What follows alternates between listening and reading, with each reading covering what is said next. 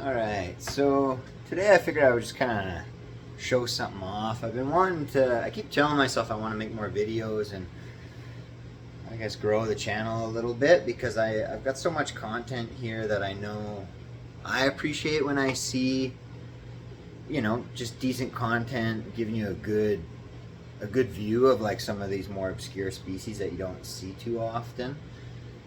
So today I figured I would just show off a Dominican red mountain boa, which is Chilobothra striatus. It's a really cool snake. It's the same as a Haitian boa. Basically, from my understanding, the red ones are just a different locality. So, really sweet snake. They're super variable. Some are more orange, some are more red. This is an adult female that's, kind of in between, right? She's pretty orange. During the night, one thing with these things is they're like crested geckos, so during the night they're almost completely different than during the day. They fire right up. So at night she'll be like a bright reddy orange, and then even these back patterns here will be like a light gray color. But they're cool. They remind me a lot of a rainbow boa, and they actually used to be in the same genus. They used to be Epicrates, but I think since like maybe 2013, they've just remained in their own genus, Chilobothris.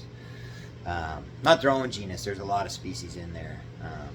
Like I also have Bahama boas and Cuban boas that are very similar. So these guys I took on. It's a partner project. My buddy Daniel had them, and when he downsized, I just took them all on a partnership kind of thing. So this girl's gotten pretty big. Like I think I took them on, would have been about 7 years ago, and they were all big juveniles at that point. So you can see, like, I don't even know how big this thing would be now. The males are a lot smaller, a lot leaner too. Like the breeder males are only, probably this big around. And then we've got one of the males is super orange, and then the other male is like blood red. So, but like I said, they're super variable. Like one thing I notice when I'm selling babies, people will inquire, and I'll send them pictures, and the amount of people that have responded back with a specific picture from, I think it was called Undercurrent Imports, of this blood red individual, and they're always like, oh no, sorry, I want one like this. And there's two things, like they're all super variable, so and they start out like a rust color when they're born, so you don't ever really know what you're gonna get. Like you can't just go buy a baby and know what it's gonna look like. In order to get one like the individual in that specific picture, you would have to buy it as an adult, and that one was a ridiculously nice individual. But super cool. Like, they got a really unique head for a boa.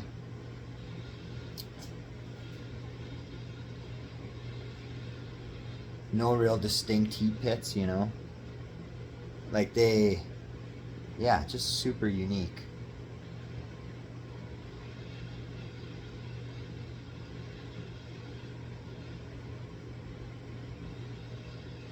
Just trying to give you guys a good shot, because like I said, I know I appreciate, like, some of these species, right? You see, maybe a video clip that's not a real close-up, or, it's hard to get a good image of these things.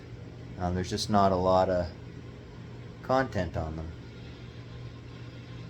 But super easy snake. Like I said, they remind me of a rainbow boa. They don't like it super warm. Like, you could be keeping them upper 70s to mid 80s. Depending how you're keeping them, right? Like, If you keep them, you know, with a basking spot, then the cool side could be in the upper 70s, and you could have a basking spot of whatever, 88 degrees, and they'll go back and forth. But I mean, as long as you're keeping them at least 80, you'll probably never see them bask, unless it's a gravid female. I don't know why my phone's kind of lagging right now. It's irritating. But yeah, they don't like that warm. Like I said, they like to be around 80 degrees. I've kept them with belly heat, with basking lights. The only time really you ever see them bask is either gravid females, or if they're down below 80 degrees, then they'll go to the hot spot to warm up. But now I've started keeping, as I've mentioned before, I've started just keeping ambient. So I just leave the room set to 85, and just because the room is set to 85 doesn't mean it's everywhere is 85, right? The cages on the top levels will be a little warmer.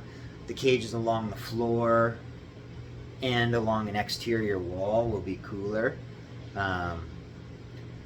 So it varies, you know, they could be anywhere from 82 to 86. And then I just control like where I keep them, right? I keep males on lower levels, males of species that like it cooler on lower levels along exterior walls, right? You kind of tweak it to your own room. There's no real set way. So you could keep these guys,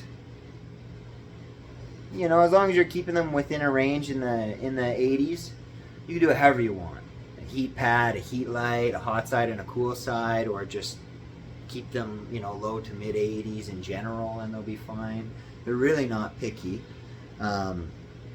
Where they do differ a lot from a rainbow boa is they don't like getting wet. They hate getting sprayed. They don't like a damp environment. So I try and keep the humidity around 60%. And it'll spike, right? The way that I do it is I just go through, I spray the cage down, and you know, the humidity goes up. A few days later, I spray it again. Where I'm from, right? I'm in Canada, and I'm in Alberta in particular. It's really dry. So in the summertime, the humidity in this room is 64% usually. But in the winter time, like, I struggle to get it to 34% in the room, right? Obviously the cages are a lot more humid. But yeah, you do it you can, right? I go through probably 2-3 times a week and I spray just to keep it up. I am keeping them on shavings. It works for me just with the cages I have, right? Usually the way I do it is I keep them on shavings, and then they have a humid hide, or the stuff that likes it extra humid, like ring pythons, white-lip pythons, rainbow boas. I keep them on like damp cocoa peat, and then they have a dry hide box. So it just depends, right? But there's no set way. You know, whatever it takes to get you in that range of temperature and humidity, you just figure it out, do what you got to do. But yeah, I'm just kind of rambling on about them. Like I said, I want to just start making more videos. Nothing in depth or specific, just kind of showing off, giving you guys a real good close-up image so you can really get a feel for a lot of these species, right? Because I'll bring babies and stuff to a show, but it's still, a lot of people are left wondering, like, exactly how big does it get? You know, what does it act like? So I just want to give you a good idea. These things too climb like crazy. I have, like, this girl lives in a vision cage, and there's branches mounted in there, and sometimes you'll see them sleeping curled up on the branches, but during the night, these things are everywhere. They're all over the cage, up in the branches, like super active at night. And then, like I said, when you catch them at night, the color is just, they fire right up. They'll either be blood red or bright orange, depending on the individual. Great appetite, like they always eat, except for the males. Usually around March, the males. March, April, the males just have zero interest in eating. That's when you know they want to breed. This year for me, they started breeding a little bit early. Everything of mine did this year. I don't know if it's just the year or if it's because I've changed my keeping style and just did fully ambient, right? Before I had the ambient temperature a little cooler and then I had basking spots, whereas now the room is just what it is. So everything of mine seems to be going a month or two earlier this year.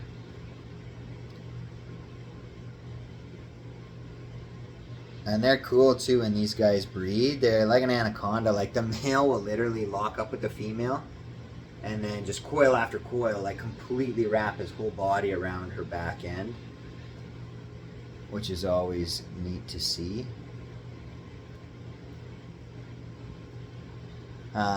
Yeah, the adults, really good feeders. Babies, I will say, if you breed them, the babies are an absolute nightmare to establish. Like, in the wild, these things are eating like, little brown anoles and stuff like that. I'm sure there's probably little skinks out there that they eat.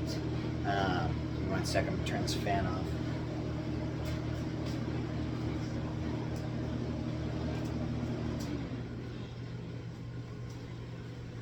But yeah, so they're lizard feeders. So if you live in Florida, no problem. In Canada, for us to get baby anoles is like good luck. You got to be breeding them yourself, but you get 30 babies of these and you got to feed them every week.